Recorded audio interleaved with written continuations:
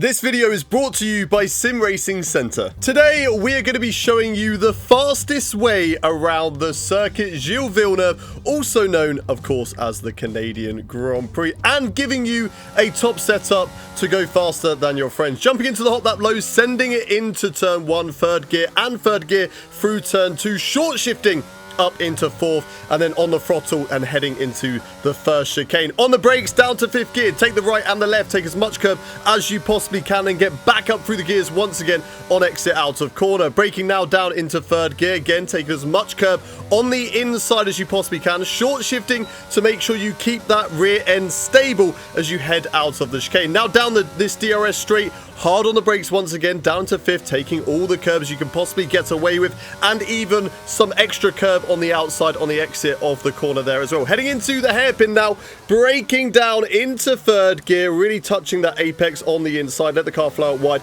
as much as it can, close to the barrier on the throttle, and getting the DRS open, and then take a breather after that incredible hot lap so far into 8th gear, and get yourself ready for another heavy braking zone. Braking hard and dropping it down into 5th, and take as much curb as you can possibly dare get away with. Get really close to the wall of champions, ride the inside of the corner all the way down to the line, and that is a hot lap of Canada. We're going to now break this lap down even further, so braking on the inside where the first sort of tarmac part starts to end, just before we get to the grass. Take as much curb on the inside, drop it down to third, and keep it in third as well. Little dab of brake as you head into turn 2 as well, and just hug the inside of this corner as long as you can. Short shifting up through the gears, then braking, I'd say in between the 50 and the 100 meter boards here, dropping it down into 5th gear, and you really want to attack the inside curb on the right for the first part. Look at that, taking pretty much all the curb on the right and the left and getting away with it,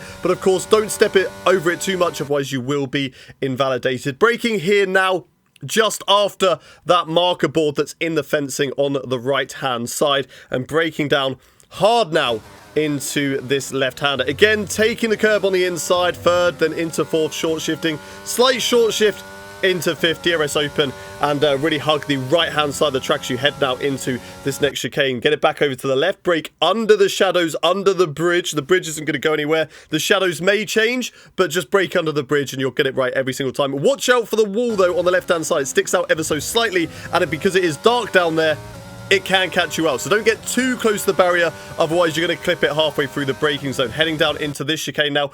This is a tricky braking point to spot, but you want to be braking around here. Try and look for references around the track, maybe where the TV screens are on that right-hand side. Take the apex and nice and tidy in third gear all the way through that corner. Use the curb on the left to be as straight as possible as you exit that corner. DRS open, head down the back straight now.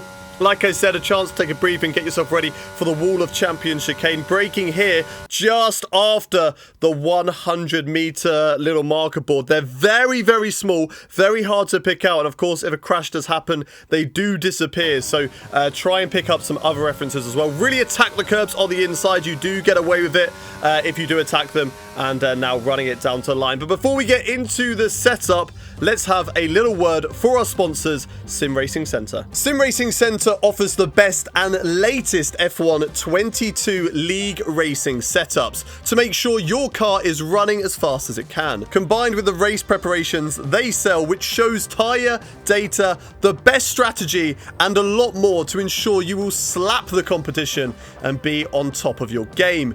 With these products, all you need to do is focus on your driving. If that's something you struggle with though, get a one-to-one coaching session with esports or esport academy drivers. Sim Racing Centre also offers race engineers like you have seen on the league racing series that I run on this channel, who will help you live during the race with your best strategy. Now, this is a company that I use for all of my setups. When it comes to setting up the car, I'm absolutely clueless. So these guys point me in the right direction to go as fast as I possibly can. And if you want to stay up to date with the best setups, make sure you use the code Hayden at checkout for 10% off. Okay then, let's take a look at the setup for the Canadian Grand Prix. And this is going to be what you want to run on your car to go quicker than your friends out on track. A strange one. You might be thinking that here at Canada, you're going to really want to run low aero to maximize your straight line speed, but we're going to go 22 on the front wing and 29 on the rear. There's a lot of chicanes and a lot of high-speed corners that you do need to tackle, so you need that aero to maximize your pace around those. Moving on then to the transmission, and this is going to be something slightly different to other tracks we've seen. 70% on the on throttle and 50% as usual on the off throttle. So 70%, you know, giving yourself a little bit more on throttle. You do have to be aware of the rear end stepping out on you ever so slightly, but if you do get this right, it is going to gain you a lot of lap time out on track. Suspension geometry, this is same as pretty much we're all used to.